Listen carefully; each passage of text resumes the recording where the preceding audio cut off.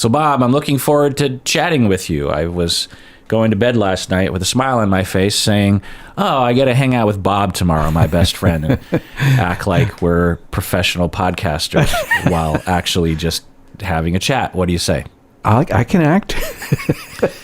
So, first off, I want to say that I was out of town recently and have been trying to get all my, when you're self-employed and you're a content provider, you're never not working. And so I get back from out of town for 5 days and the to-do list is long. And so there's all those house chores I want to get done. And there's all these little things I want to clean. And I don't know, when I get back from vacation, I want to clean everything in the house. Oh, really? Yeah. Colleen, make sure we clean the house before we leave. Well, both. You do that too? Oh, both. Okay. Yeah. It feels like I have to reset everything or something. Yeah. So as a consequence, I didn't have any time to prepare really for today's episode. So what I did was 5 minutes ago, I sent out a link on all social media for people to submit their emergency questions for you and me, Bob.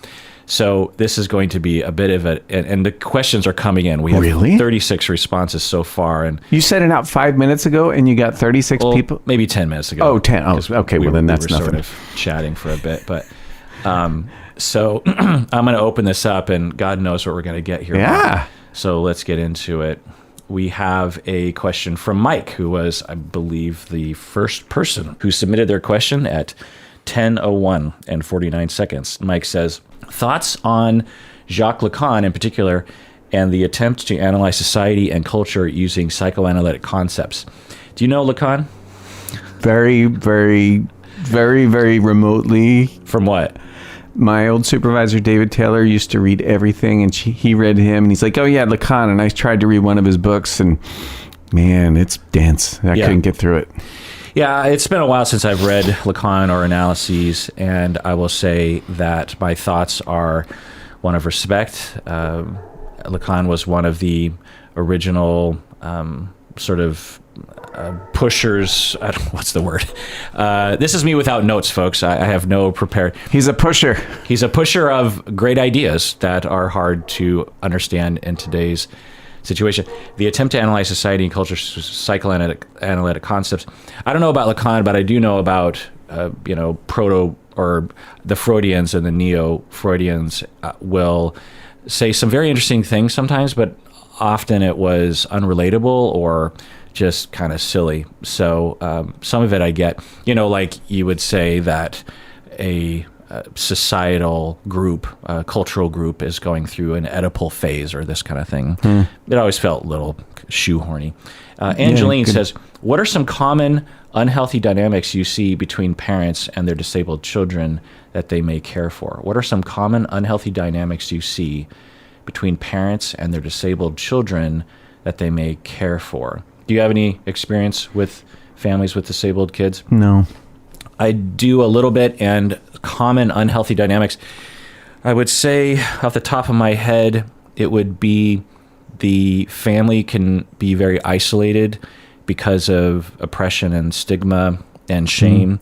Unfortunately, a lot of parents with disabled kids will be ashamed of themselves. They won't want to leave the house, or they'll just feel like it's their fault, or they're not doing things right or something. Yeah. And it depends on the disability, of course. There's a wide variety of things one would consider to be disabled, quote unquote. But, well, I'll just broaden this out to more general, that anytime you have a struggle with kids, whether it's academics, discipline, something like that, it will capitalize on any cracks you have in your foundation as a family and as parents. Right. So if you have fairly easy kids, you can have a lot of cracks in your foundation, and it's fine because the kids don't challenge anything, and they're mellow, and they are responsible and chill, and everything will work out. And I've seen that before. I've seen parents who I thought had a lot of deficits, but the kids just slot in pretty well and everything goes fine. You can also have very, very good parents with a very challenging child and everything falls apart. Yeah. So that's a common quote unquote dynamic. So anything from being too stern, parents who will get upset and avoid, parents who will get upset and enmesh, parents who will fight with each other and blame each other, Yeah. Parents who will shame the child, over discipline the child. All those things can happen. So that's what I'll say off the top of my head. Cole says, how do you decompress after a long day of work? Bob. Oh, well, there's a beer and sitting out on the back patio with What kind of Colleen. Usually a hazy IPA these days. Decompressing. What's that feel like? Yeah, it feels good. It feels like my work days are long. Yeah. And I'm pretty whipped at the end. So it feels like not having to use my brain. Sometimes I'm pretty quiet. Well, actually, she might say, Bob, you're almost always quiet. But how many hours of therapy on a typical weekday? No more than 7. Well, very rarely 8. So typical, but like 6 or 7? 5 and 7 a day. Yeah, Okay. 4 days a week. Yeah. And you start what time in the morning? Depends. Tuesdays at noon and Thursdays at 9. In the morning. Yeah. And you get off at 5, 4?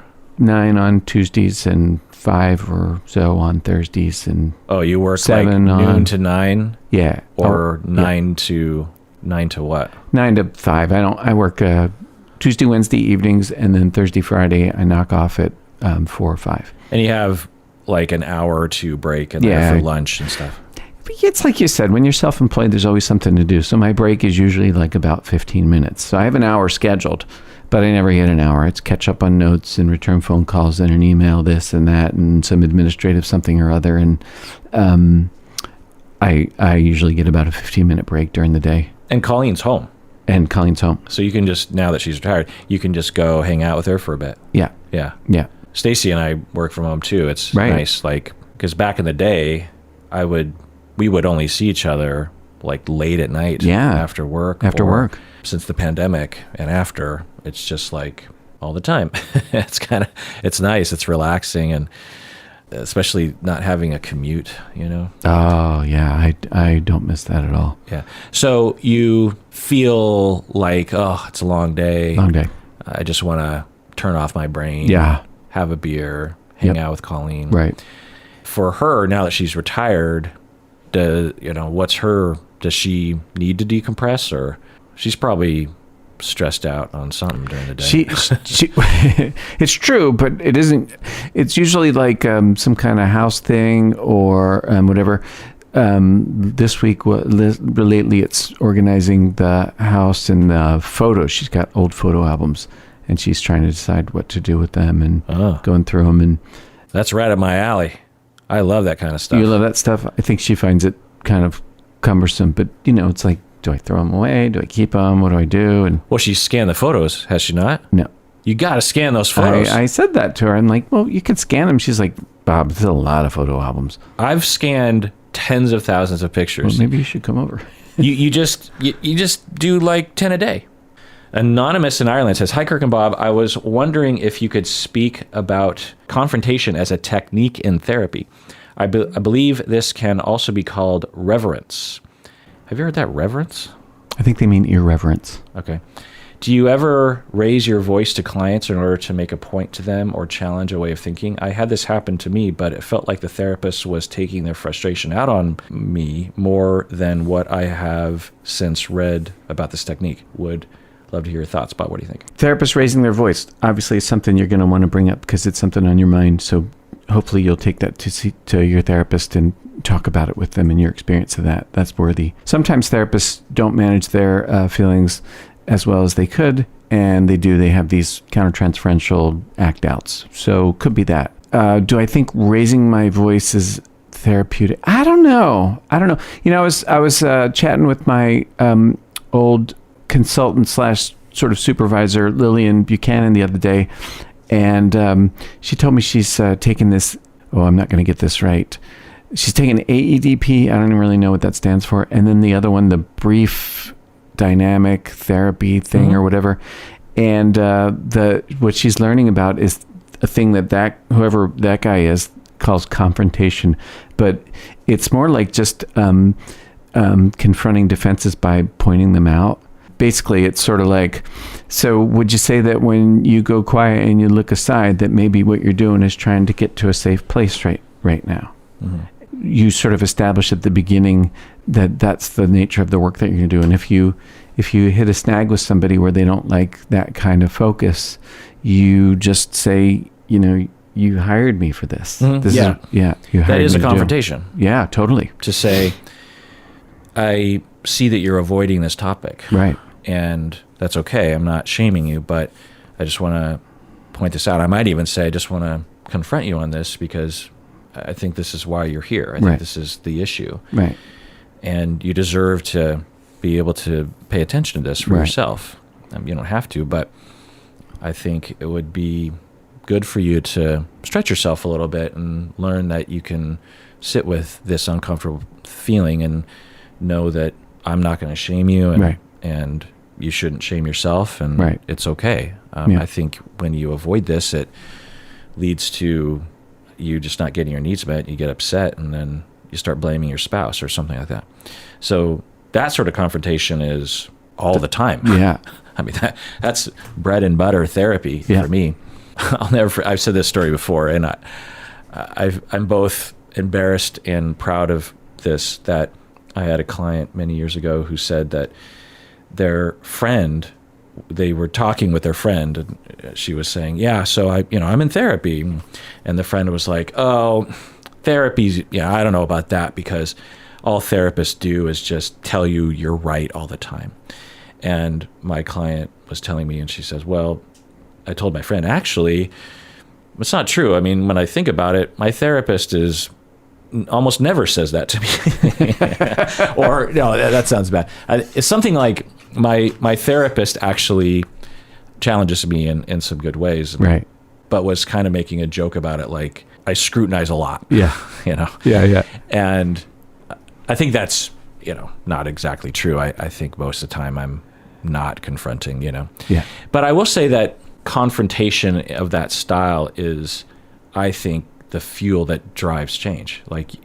Oh, yeah. Because you can build awareness in the therapy office. A client can know something, and that can take some time, but the old tapes will kick in even with the awareness. Yeah. They'll say things like, well, I know that I'm not supposed to shame myself, but I really do think like I'm a terrible person, that kind of thing. And then I would confront that. Yeah. That's a confrontation. It's in the effort of trying to help them and meet their goals, that kind of thing. Right. If they didn't need us to confront them, they probably wouldn't need therapy, honestly. Yeah. Because they will slot easily into change and healthy, emotional living, and so they need us to do that. But from the sound of it, Anonymous in Ireland, you're saying your therapist raised their voice at you and were frustrated with you. It's kind of different. And I will say, and I've talked about this before, and I won't bore listeners, but I have done that. I have, and you have too, right? Oh, yeah. Can you recall a story of raising? Do I have to? No, raising your voice at a client, maybe something in the distant past. Yeah, let's see. I don't like talking about this. Well, what I can say is that I can lose perspective when I feel as though I am responsible for the well-being and the welfare and the state of affairs for the other. And so when that's not going so well, I can get brittle, and that's when I might raise my voice. And the longer I practice, the less that happens. I can't say that. Are you upset at the time? Yeah, but more like angry at the person for, not.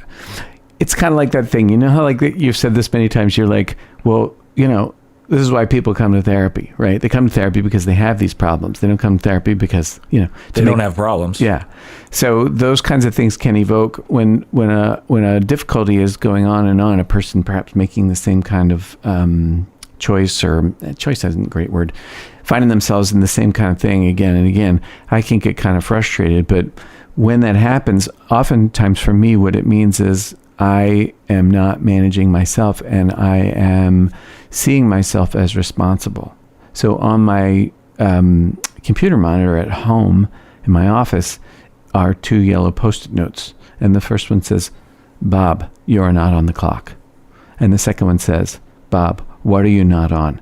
So I remind myself that it's going to take as long as it's going to take, and it's not up to me. I got to do my job.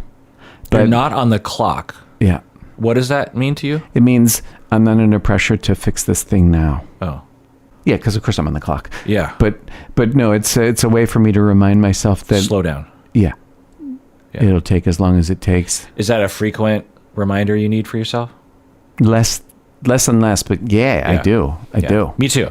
I feel like that's maybe the primary, maybe in supervision as well, pitfall for a therapist. Oh, that's why I don't supervise, is because I think I feel responsible for what the therapist is doing with their... Well, what I meant, but it's true.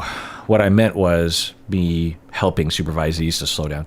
But I would also say that it's an issue in supervision. Although that one's a little different, though, because if I see a supervisee who needs to change, I don't want to play the long game with that. Their personality, that's different, but their skill level or their mindset, like a client who thinks that someone with a personality disorder is wrong and needs to be kicked out of therapy. I'm not going to play the long game on that. No. I am on the clock on that. But it's a very frequent thing that I'm helping trainees, supervisees with, which is to take it easy. They came to therapy because they have problems, and this is why you're here, and this is why long-term therapy is a thing. And so settle in, do the job and work on it. Yeah. Don't give up. Right. Don't just say, don't throw your hands up. Right.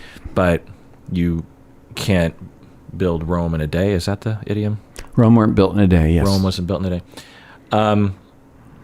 All right. So let's take a break. We get back. More questions. What do you say, Bob? Yep. All right, we're back from the break. If you can become a patron, that would be great. And if you can become an upper tier patron, that can be great. But really, we're trying to get people to become annual patrons because that helps us with our planning. I want to give an OPP for people who became patrons all the way back in June of 2020. Whoa. We have Becky, Zoe, Grace, Lillian, Gok, Viet, Natalia, Ruby, M, Vanessa, Sheila, Deborah, Miriam from God knows where. We have Emma from good old Burien, Washington. Wow. Cute little Burien. Sandra from Seattle. Hey. We have Rachel from Ypsilanti. Mary Ellen from Park Ridge, Illinois. Calvin from Sunnyvale, California. Madalena from Germany. Bianca from Geneva. Beth from Little Rock, Arkansas, home of Bill Clinton. Julia from Toronto. Julie from Tacoma, good old Tacoma. Rena from Los Angeles. Stella from Florida.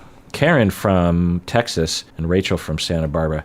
Thank you so much for being patrons and sticking with us through thick and thin. You ever been to Santa Barbara? No. That's a good town. I believe there's is it Antioch, Santa Barbara?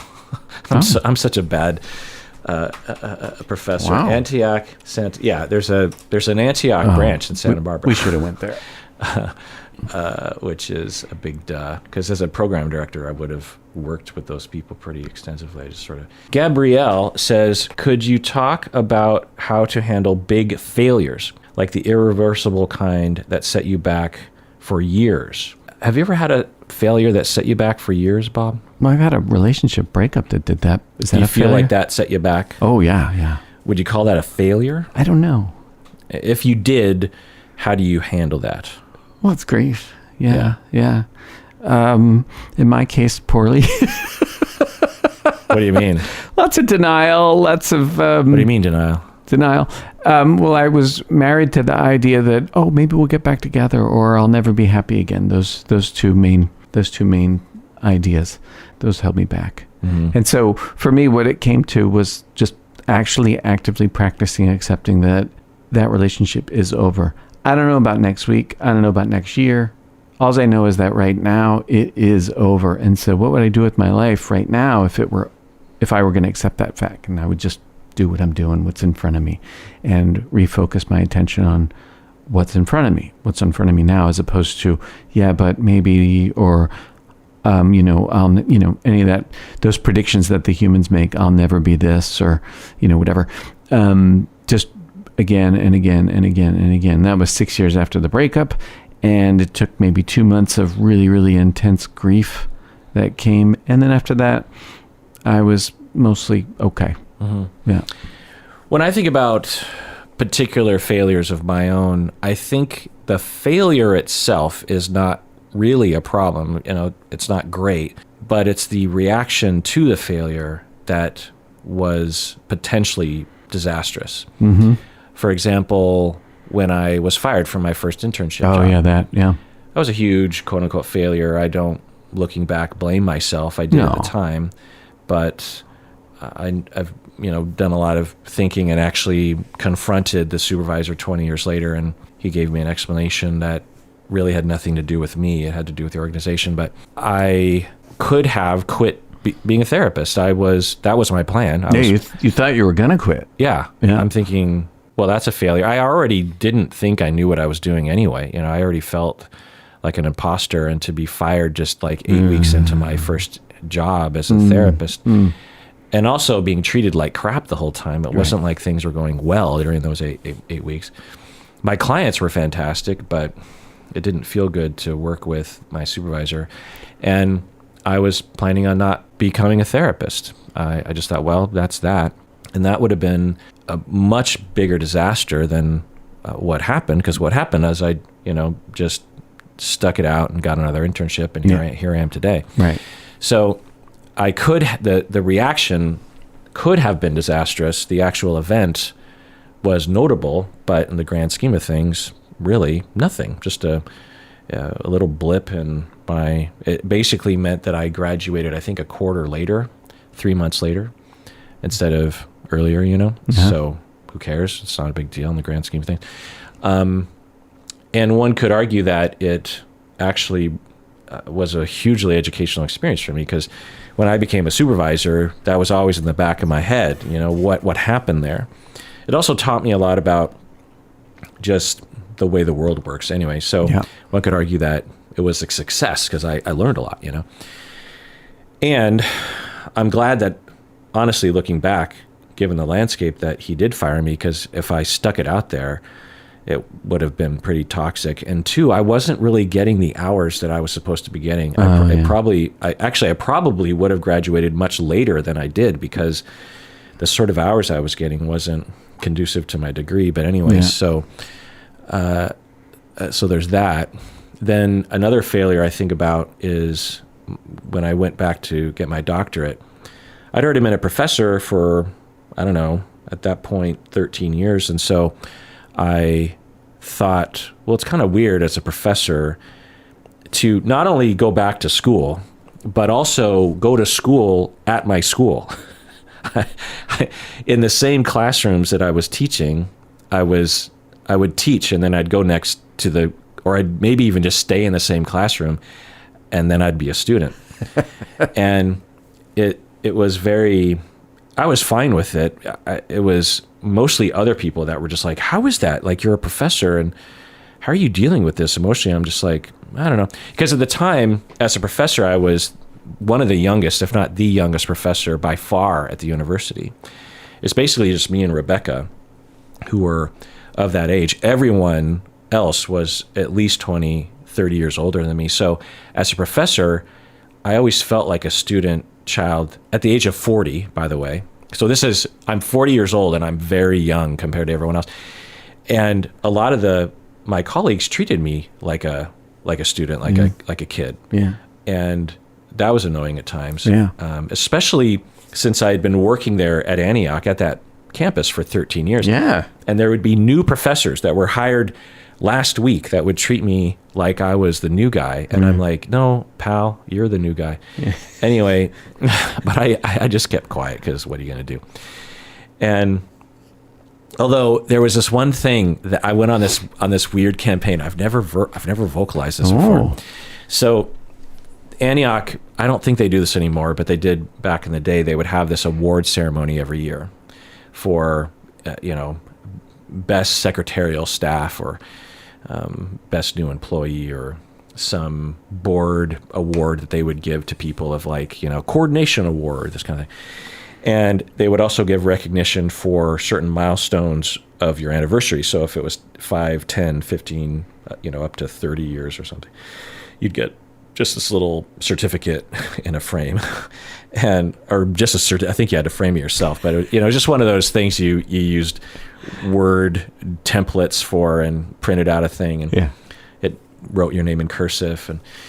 But it was kind of a big deal because for someone to get like a 25-year certificate, it's just like, whoa, that's a career. Yeah, and a lot of times people would look and go like, whoa, that person's been here a long time. And it always carried with it a certain level of respect, because if you're a new person, you don't know who's been there forever and who's been there 1 week. They all kind of blend in, but to get that recognition. And so there was, every time that award thing would come up, I would vocalize to my boss and my boss's bosses, be like, oh, cool. I mean, I'll get one of those in a couple years when I get to my 15-year mark. And every time I just kept kind of passively, stating these kinds of things. Just little highlight. It's like, oh, that's interesting. I didn't know they gave those out. Huh. Well, I guess I'll get my 20th in a couple years. Yeah. And then I started getting those, and because I think they would have just passed, because there's no database. I think it was just people's memory. They're just like, well, I think so-and-so has been around. Why don't we check the HR file? There's not like a formal thing. And so you had to go on a campaign. And so, eventually I started getting those certificates, and people would be like, wait, you've been here for 20 years? And I'd be like, yep. Yeah.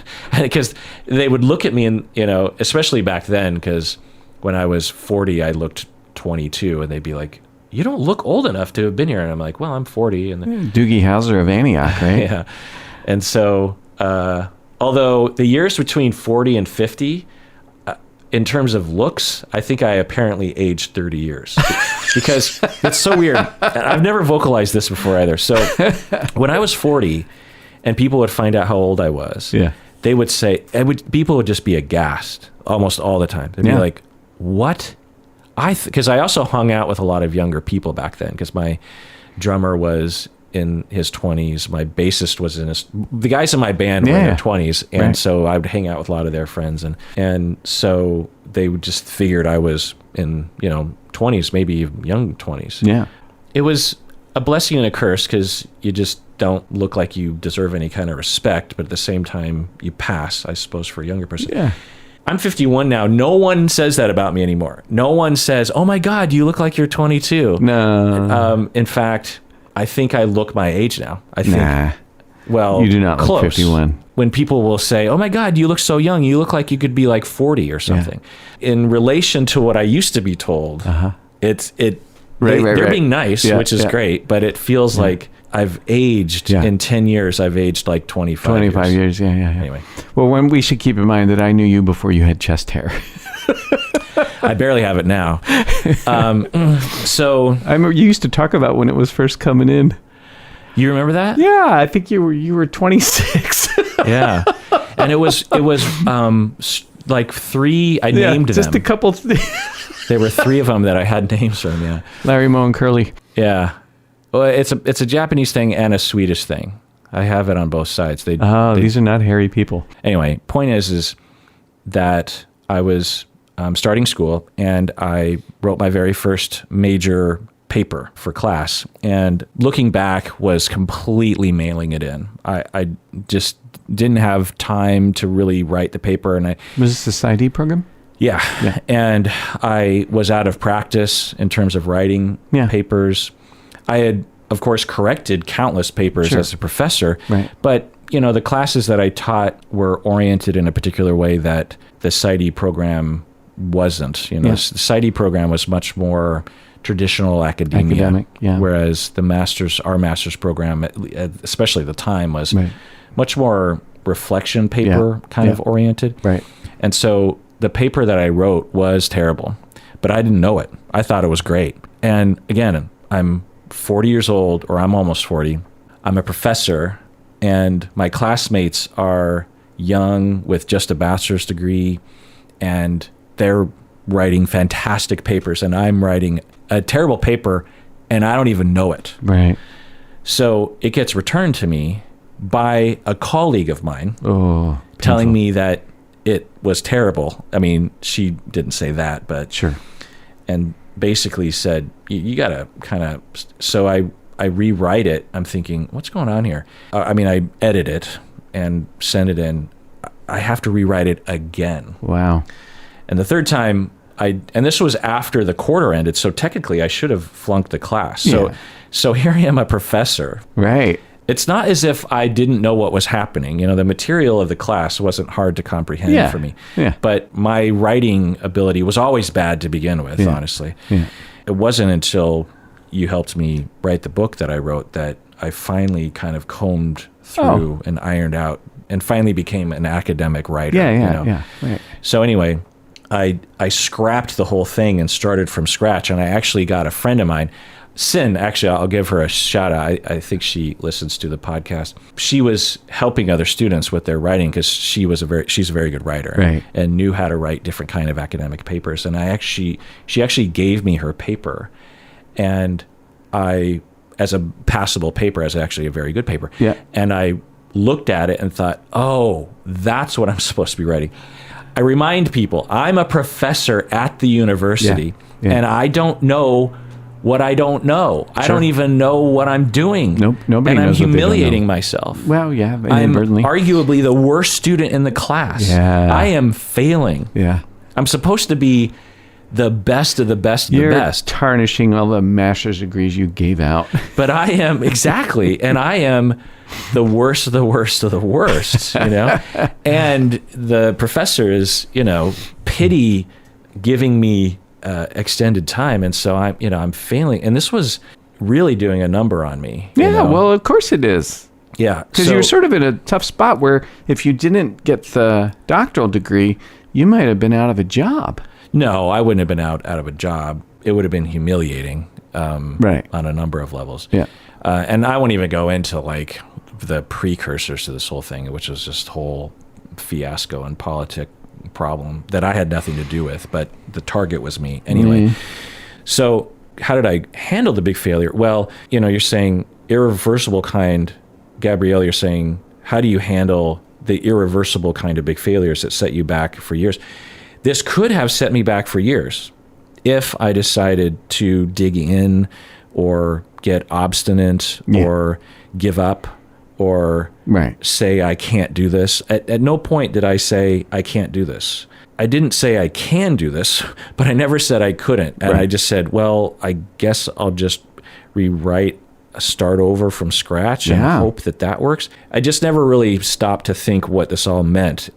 But I'll tell you, when I take a shower, that's when my brain, because there's nothing to distract me, it's when your brain kind of goes places. And I remember chronically, every time I took a shower for 6 months, I was thinking about this paper, and I was thinking about what it meant and what was going on, and does the professor hate me, and how will anyone find out? Will my students find out that I'm a terrible professor and all this kind of stuff? And you had never taken any kind of APA writing class? No.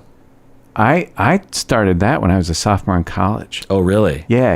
And I went to I went to Penn State, which is just like the UW in terms of academic kind of, track or whatever. Right. So they drilled us on APA style. And you would never be exposed to that in the master's MFT program or the CFT program back then. No. Yeah. I only had one college writing course, and it was in business because I got a business degree. Sure. And business writing is very different. Yeah. Obviously. Yeah. It's more like advertising, marketing, or how to write a good memo, this kind of thing. Right. And I was terrible in that class as well, even though it was a pretty low ball writing course, pretty easy writing course. Low ball? Softball writing course? Softball writing course. So, not that softball is easy, it's actually pretty hard, but... Yeah, it is. So, I could have tanked my career in a variety of ways. I could have created all this political drama. I could have confronted the professor or called in a lot of favors from colleagues to attack her or something. I could have created a whole set of problems for myself because I was failing, but I managed. It wasn't without its problems, like I said, sleepless nights, worry, self-esteem problems, anger, confusion, wasted time and energy, probably a good dose of talking crap behind people's backs, to get myself through the situation. But looking back, I just kept at it, and I got through it. So I think that's the key, because I have a hard time imagining a failure that would actually, what would be a common failure that would really set someone back life-wise? All right, how about a doctor that loses a patient? Yeah. That's not, but that can't be changed. Like, once it happens, it's happened. Yeah, and let's say it's a legit neglect or a mistake, not on purpose by the physician. Yeah. But still, I feel like, again, it depends on the reaction after. If you have, of course, there's going to be a lot of feelings and grief, but of course, if you stay on the track, right, then you get through it. But if you defend yourself or quit the whole profession altogether, right, without cause, or right, drink yourself into a hole, then that's the problem, Yeah. So I'm trying to think of any major quote unquote failure that would be legit on its own, that devastating. In terms of, when I think about the devastating failures, 99% of the time, I think it has to do with what you do after. Oh, yeah. I'd say that's probably the difference between them that succeed and them that fail, is do they pick themselves up and keep going? So this person here who's written in and says there's this irrevocable failure. Yeah, okay. Well, we don't know what it is. Yeah. But perhaps life is defined not by that happening, but by what that person will do as a result. Mm-hmm. And, well, I mean, I can only speculate here, but hopefully they'll pick themselves up. Well, Gabrielle does go on to say, you recently mentioned a lot how being a therapist has put you in a position where you had to endure abuse. I come from a very dysfunctional background and was thinking of being a therapist as one of my career options, but I don't really want to sign up for more abuse, to be honest. Do you think that, I think this is a separate question, do you think that one should consider this a deal breaker, or maybe it's not as much trouble compared to the trouble that any other professional entails? What do you say, Bob? Hard to know.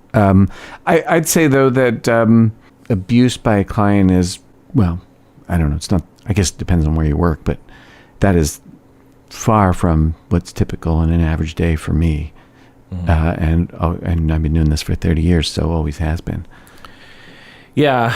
Well, Gabrielle, I'll tell you that a high percentage of therapists have been through severe abuse, including Bob. It's not without its counter-transferential potential. Sure. As a therapist who has a client that might emulate one's abusive, perpetrator, and will abuse, because we will endure abuse. I mean, I don't usually frame it as abuse, but being attacked emotionally in a variety of ways. Right. Threatened, I guess, but not usually. And it doesn't feel good, and it could absolutely trigger you, Gabrielle. Yeah.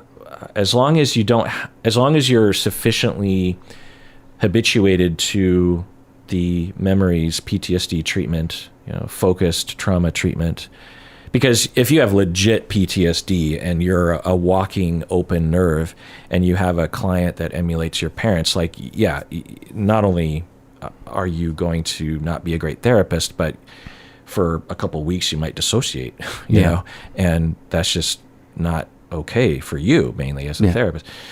So as long as you have recovered to some extent or have a system in place to help you during those times, then you just go through the things that people go through. It's not easy, but it doesn't destroy the individual. In fact, I would say that and I think a lot of people do this, that because they suffered abuse growing up, they are attracted to psychology, and as they get into it and become a clinician, they are reminded throughout the day of the importance of taking care of themselves, of non-stigmatization, of habituation, and all those, and not falling into destructive patterns of coping, like alcoholism or distance or something. And I think it dovetails nicely your own personal healing with the work that you provide, the help that you provide others. At least it's like for me. Is that what it's like? Oh, yeah, for sure. How yeah. so? Well, when I was young, I thought I wanted to be a kid therapist. And I worked with kids for a while, but I discovered that that's not really what my calling is. But I think my attraction to becoming a therapist was really just an interest in my own healing. So I was just thinking here as I was talking, it's like become a therapist, come for the healing, and then stay for the healing, except it's other people that are going to heal. So there's a long tradition of the wounded healer model as part of therapists. So I wouldn't say that having a trauma history is by any means a precluder. Like that's not that wouldn't rule anybody out. And then it's up to you what you want to do. But it could be a real boon. It could be an aid in empathy and understanding. Yeah. I use my own insecurity every day as a way to understand the people whose insecurities that I work with. How so? Well, a little bit sneaky. I relate to what a person might say. Like I might have a feeling and might have a guess about what they're feeling. And so I'll just venture it, but I'll venture it in a very general way. You know, like sometimes people go through this thing and what I'm thinking is, oh yeah, I've been here. It's very common for humans. And what I'm thinking is, yeah, that actually has happened to me a number of times. So that's funny. I don't know if it's common for humans, but it's common for me. So I'm just going to say it's common for humans. I do that too. Yeah. But it's a great way to kind of normalize an experience. And, you know, actually, I think about you all the time when I do this because I'm like, oh, yeah, that's probably something Kirk would say. Yeah, this is a common human. You know, it's just a way to kind of introduce a declarative statement. Yeah. Yeah. And it's a way to introduce something in such a way that's depathologized, get the thorns out. Mm-hmm. And it's like, oh, yeah, that's just part of the deal. Yeah, I do that every day. Yeah. Yeah. Yeah. Delivery. The longer I practice, the more delivery gets soft delivery. Just really soft, just like very easy. Oh yeah, this is a thing that can happen. You know, this happened. I saw this happen with a client, you know, I saw years ago where da-da-da-da-da-da-da.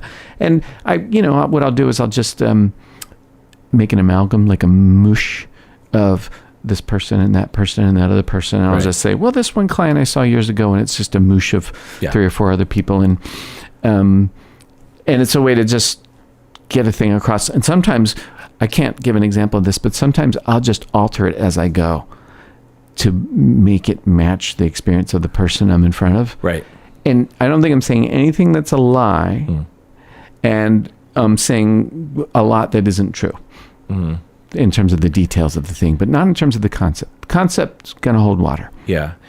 It's funny, as I've never really thought about what you're talking. Yeah. I do it too. Yeah. And the morphing from one amalgam to another. Right. But at the foundation of it all, I console myself or reassure myself, justify myself by thinking, well, I've had thousands of clients, so I could actually be describing someone that I don't remember precisely. Yeah. You know.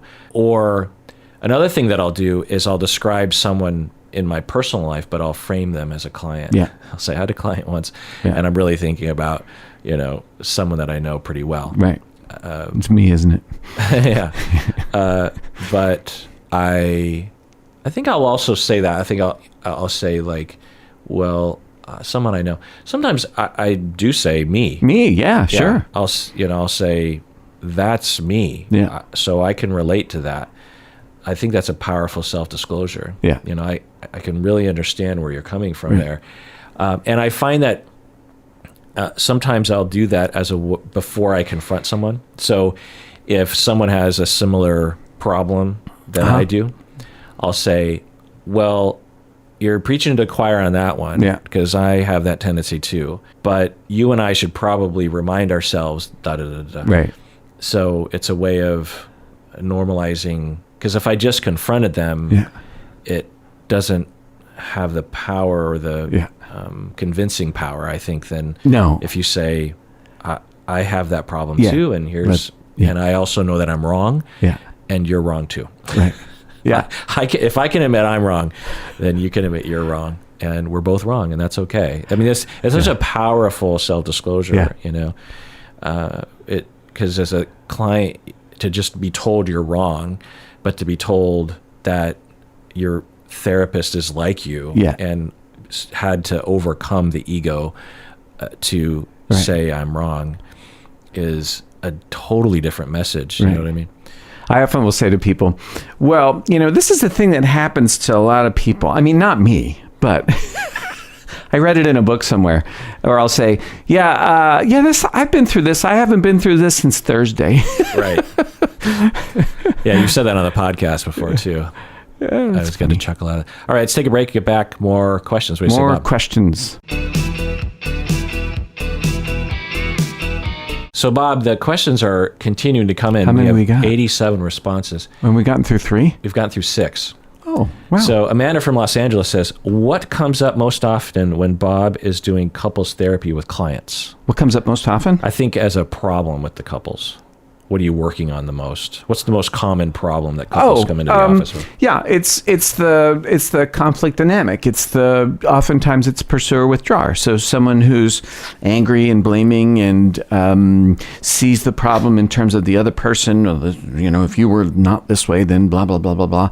And then the withdrawer is often like backed into a corner and sort of either shutting down or coming out swinging like, well, yeah, but you do it too, or something like that. I mean, nobody says that, but that's probably the most common dynamic that I come across. And the way I've learned to deal with it with pursuers, I say, oh, you know what? It's for pursuers. Oftentimes us. I always say us. Us By pursuers. pursuer, are you talking about like preoccupied people or just more? Okay. Yeah, I will always say people like us. Like I have a pursuing. There's a part of me that's a pursuer. I mean, there's a part of everybody that's a pursuer, and there's a part of me that's a withdrawer, and there's a part of everybody that's a withdrawer. And I'll just say, oh yeah, withdrawers like us. But with pursuers, I'll say, oh yeah, pursuers. You know what we do? We experience our feelings in terms of the other person's behavior. So the spotlight wants to get on that other person over there. But what I found to be really helpful turns out really helpful for couples is when we can get that spotlight back over to you. So if it's okay with you, what I want to do is I want to pay attention to what this is like for you. Well, I feel like I was treated unfairly. Isn't really a feeling. It's a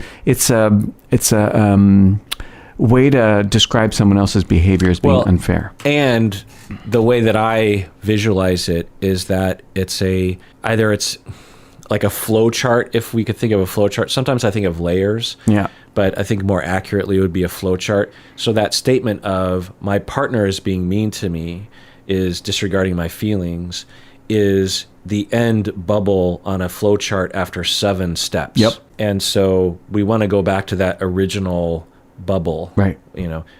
Or you have the stimulus, which I guess would be the original bubble. Right. I observed my partner doing X, Y, and Z. Right. And what's that second bubble? That very first feeling, which in my model and a lot of other models is either pain or fear. Yep.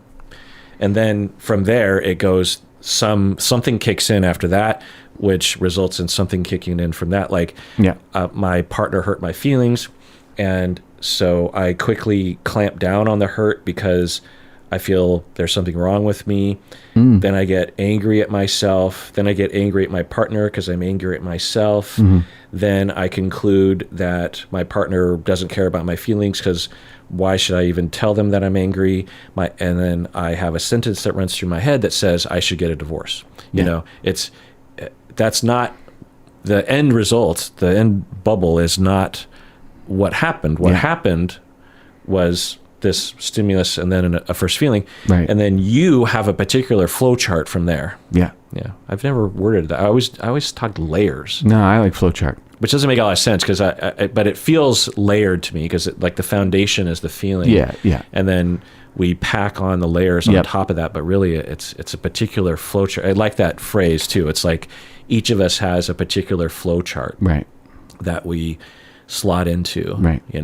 Like you'll see these flow charts where it's like, does the animal have 4 legs or 2 legs? And, yes, right. Or, 4 legs, and then you branch out. Right. And does the animal have fur or feathers? And then at the end, it tells you what kind of It's a animal beaver. it is. Yeah. And so we have a particular flow chart that we've designed based on our experiences and defenses.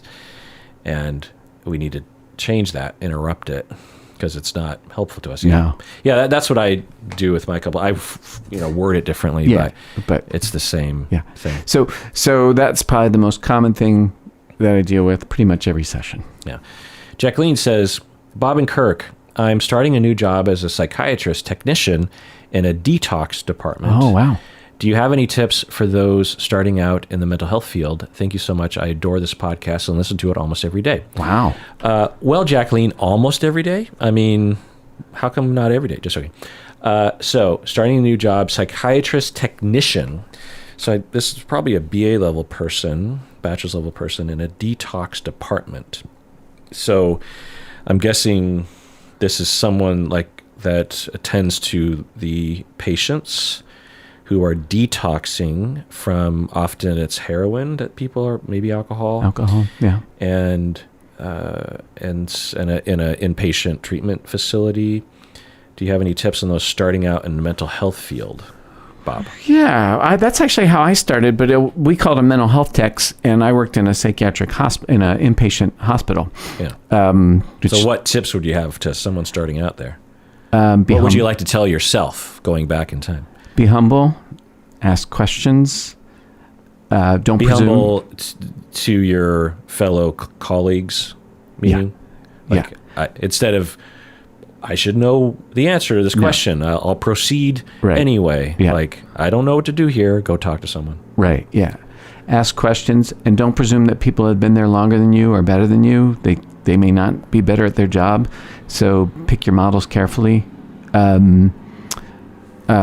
Keep your ears open. Keep your eyes open. Treat your patients with dignity and respect. Mm-hmm. And recognize that addiction is a bitch. Yeah. That is really hard. Yeah, right. The only thing I'll add to that is watch out for stigmatization in your department. Yeah. Because stress in a detox facility could be high, and there could be a lot of distancing and blaming of the patients. So if you hear that at staff meetings, attitudes about the patients like, well, we got another borderline one again, that kind of thing. Yeah. Don't let that get into you, because that will change things and lower your compassion and increase all sorts of bad things, including burnout for yourself. Probably interfere with that person's good treatment too. Exactly. Yeah. And also, if you're actually entering the mental health field generally, and this is maybe your first job, recognize that this job is not representative of the field in general. I mean, this is particular. The other thing I'll say is assume every one of your patients is tremendously traumatized and suffering from some sort of trauma reactivity and probably doesn't know it and is covering it up with substances. And as they detox, the cracks in the foundation regarding that will show itself. And detox. Yeah. Wow. And not having the substance to cover up in addition to the detoxing process is rough. Also, I guess, watch out for family dynamics. Rebecca says, what determines whether someone develops a personality disorder or other mental illnesses? There are people I know that had a lot of attachment disruption as a young kid, and they don't have any mental issues, personality disorders, but friends that had good upbringing do. Bob, what would we say to that? Well, I don't know if I know the answer to this. They say that having at least one resilient adult can be having one adult that you can depend on can be an enormous source of resiliency for people. So that's maybe a factor. There's probably biologic factors, temperament bits, and perhaps a goodness of fit between the temperament of child and the temperament of parent or caregiver, whoever it is. That's all I got. Yeah. So I've never met someone who had significant attachment disruption, as you're putting it, Rebecca, that did not have major issues throughout their life from that. Yeah. You might not be able to detect it as a non-clinician, Rebecca, because sometimes these things can be hard to detect, particularly if the person is avoidant or narcissistic or something. people who are borderline, very easy to see usually when you get close to them. People who are narcissistic, not so much, especially if it's mild. And that's a reaction to attachment disruption. Other things I'll say is, temperament. And as Bob was saying, if you have one person, so you could go through tremendous abuse, but if you have a grandma that was always there for you, it could really change things in terms of what gets internalized for you. That kind of thing. Yeah. Or if there's a major attachment disruption like divorce, dad abandons the family when you're 5 years old, but you have a really strong attachment to your mom, that can mitigate most of the damage there. That's hard to do, but it could happen. Or you have really supportive siblings or something. And again, if your temperament is a certain way. Yeah. Also, someone who has a personality disorder but claims they have a good upbringing is impossible. There's no way that you have a legit personality disorder and things don't well for you. The other thing is that... It doesn't mean they're lying. No.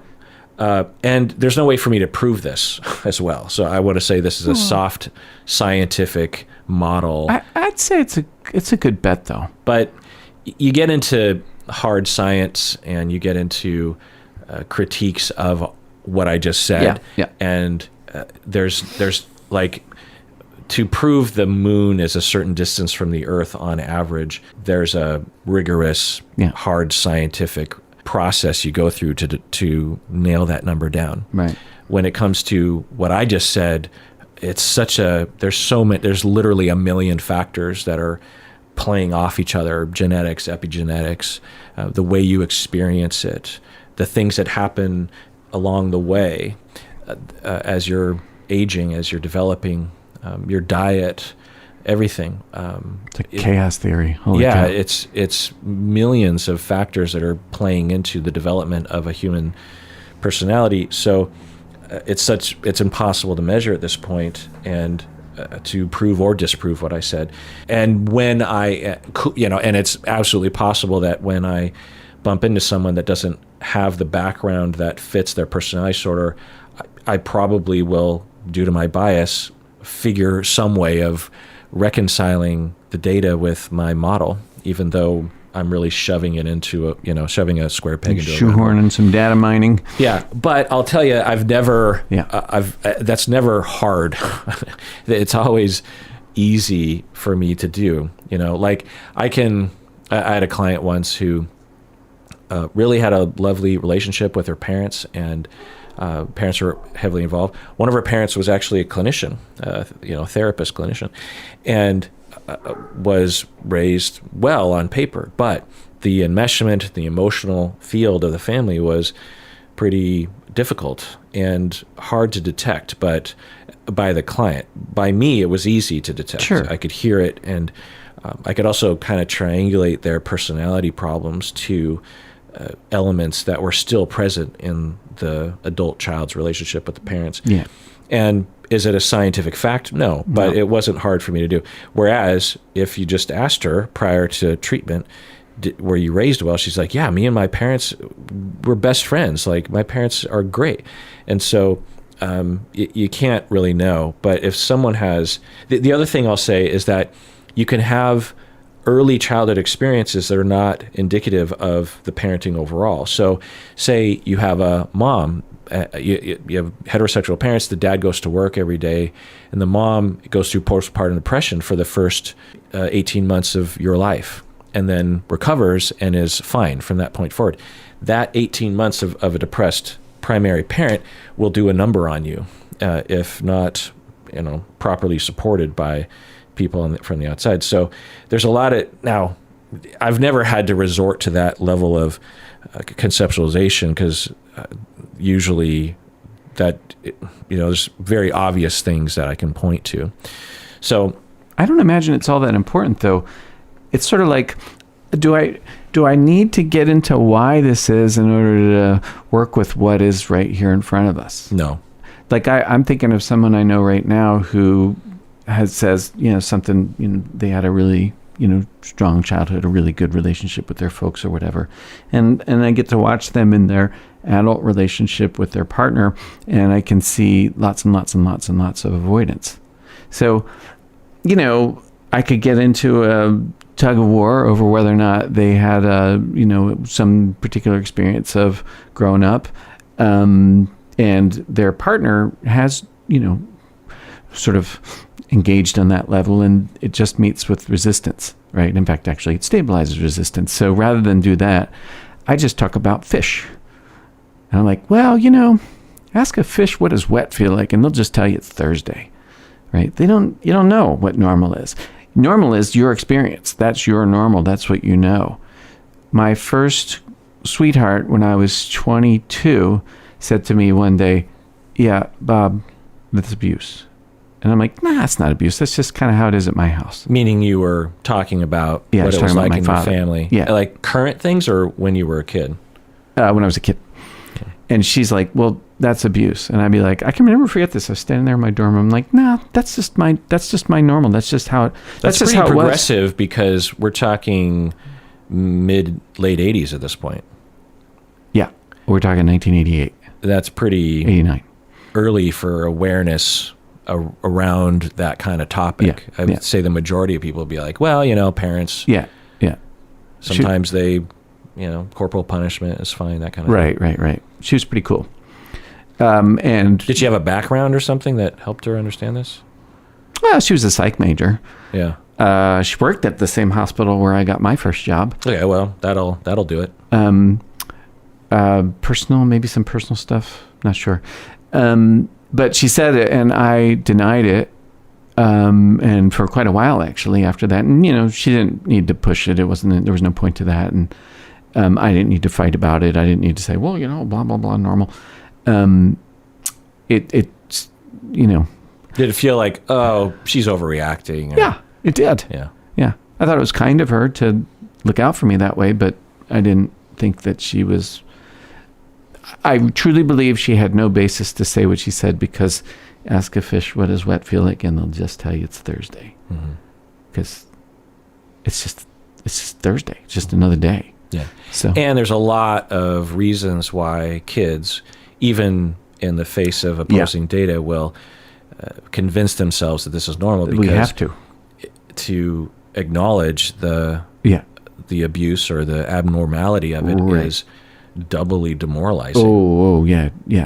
So you just say, well, this must be me. I deserved it, or my dad is normal. He really does love me. Yeah. And I don't have to question anything. No. It's just I deserved it, or this is how the world works, or all families are like this. Right. Yeah. Well, yeah, right. Because when you're trapped, that's like I said, it's doubly demoralization to know you're trapped. If you don't know you're trapped, you experience the feelings of being trapped, but you don't also have to experience the feelings of knowing that you're trapped. Yeah. Knowing that things could be different. Shame is a lot more easy to tolerate than fear. It's my fault is a lot easier to tolerate than it's your fault. Yeah. And to acknowledge that you're trapped is probably toyed with, flirted with as a child, but that promotes pushback from the child to the parents, which of course can incur more abuse. Oh man, so no way. Any thought of this is abnormal gets quickly snuffed out by the individual for good reason, for survival reasons. Yeah. Right. There's one memory I have of when I was a kid. It was a Sunday night dinner. We was all sitting around it, and for some reason my mother made it the forum to address my father's abusiveness. We didn't use that word, but she made it so that we could. The kids were... How? She just said, we're going to talk about this, and you can say whatever you need to say. How old were you? That's a guess. There, somewhere between 7 and 10, somewhere in that neighborhood. And so I remember saying something to my dad about his behavior, and he just attacked me verbally. Were you the only one that said anything? I can't remember that. That I don't remember. Did your mom defend you? No. So she just set you up for being the lamb at the slaughter? I suppose that's the way to look at it, yeah. Why? I don't know. Nothing nefarious. Probably just ignorance.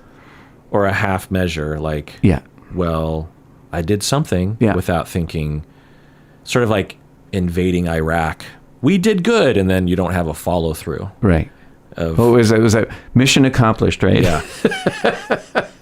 Oh man, what ridiculousness. Well, it sounds awful, Bob. Yeah. So if you would have been asked, or the way you portrayed your family prior to a lot of work for yourself, Yeah. you would have said, what? My family's great. Yeah. Everything's good. Normal. Yeah. Just regular family. Dad a little stern sometimes, but nothing strange. Yeah. Right. Yeah. Yeah. So, and of course, we always will provide another path to personality disorder, which is a bad fit between parents and kids. Yeah.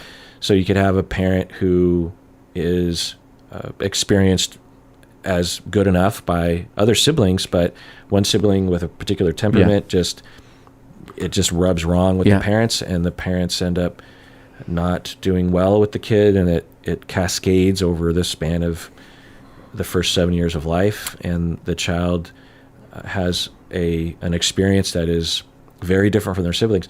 Also, parents can often, and this was found in early family therapy observations, that a child will be focused on and to sacrifice themselves for the other siblings. And so you can have a one sibling who is like you, Bob, were that sibling. You were the focused on kid. Your siblings were spared in a lot of ways because of whatever reason. Your dad just decided you were the one, right? I think it was sort of equal opportunity at my house, but I'd say my sister probably. Oh, really? Yeah. I think she's the only girl among the four of us. She got it worse than you? Well, hard to measure such a thing, but yeah, actually. Yeah, he was pretty hard on her. So she has an even greater disorganized attachment? Oh, I don't know. I don't usually think about her in those kind of terms, so I'd have to think about that. Plus, or just general effects of trauma? Yeah, she has some pretty strong effects of trauma. Oh, wow. Yeah. Wow. I always figured it would had to have been you because it's so bad. But if your sister got it worse, my God. Yeah. That makes me want to cry thinking about your sister. That's awful. My sister's really cool, and she's suffered quite a bit. Wow. Though lately she's been talking about her own welfare and well-being and how to look after herself, particularly in the face of my mother's, Alzheimer's and her declining, which I think is really, really cool and, long overdue, really. But has she been in therapy? She has, and then not, and then most recently she started up again. Yeah. Right. But your younger brother was spared to a certain extent. Yeah. So if you asked your younger brother, he'd be like, things are okay. It's interesting I don't know what he would say, but I think it's pretty obvious his experience was different from ours, though. He was not untouched. I have been talking with my siblings, and the difference in our memories of our childhood is pretty stark. Yeah. There are things that my older siblings will tell me. I'm like, really? I don't remember any of that stuff. And it's interesting, the different experience. And I don't think it's just bad memory on my part. I think I just didn't experience these kinds of things. Right. But you also asked, Rebecca, about mental illness. So we've been talking about personality disorders, which is really, I think, different than what you're referring to when you say other mental illnesses. Certainly, you can have a genetic disposition for addiction or anxiety or depression, bipolar, schizophrenia, and really it has very little to do with your experience growing up. Yeah. Trauma does play a role in those developments, the development of those mental illnesses that I mentioned. But if I met someone who was bipolar and I did an assessment on their life and their childhood and didn't detect any causal trauma, relational traumas, I wouldn't suspect that they were there. I would wonder maybe there's something we're missing. Maybe. But there are plenty of people with schizophrenia or major depression or generalized anxiety who, I mean, anxiety's more trauma related often. Of course, PTSD. There's going to be a temperament thing there, perhaps, but yeah. And of course, addiction is trauma related, Yeah. but you can absolutely have a disposition for that kind of, nobody has a bipolar temperament. Right. Yeah. So or a bipolar common trauma experience. No. You have borderline, there's a common relational trauma, Yeah. Childhood experience. You have narcissism, there's a common childhood experience. With bipolar, there could be no experience. Yeah, it's often just, well, my dad had bipolar, right? And often it's, I don't know if my dad had bipolar, but he died by suicide when I was 5, Right. and I wonder if he had bipolar, Right. that kind of thing. Yeah. So that's that. So Bob, we got to 9 of the questions. 9 out of how many now? Now there's 101. Oh my. So I guess we have our work cut out for ourselves for a while. But let's adjourn there and Okay. pick up next time where we left off. And everyone out there, please take care of yourself, because You deserve it.